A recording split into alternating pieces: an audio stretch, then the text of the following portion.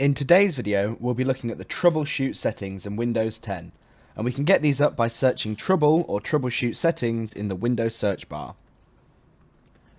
From here, we can select when we want Windows to run our troubleshooters. I always have it set to ask, however, if you don't want it to ask when there's an issue and you want it to troubleshoot it right away, then I'd recommend one of the top two options. I would not recommend not running any troubleshooters because they can usually easily identify the problem without causing much stress for yourself. If you've got a backlog of troubleshooting issues, you can see your troubleshoot history. As you can see on this device, I don't have many, but I can assure you on my main, I've got a lot of different troubleshooting things. And also from here, we can see the additional troubleshooters. These may be for more issues that didn't show up with troubleshooters, so you can launch them from here. For example, if you can't get your printer to connect, or you can't get your Windows 10 update. I'd always recommend running these just in case you're having issues with things and you haven't tried the default troubleshooter. Thanks for watching.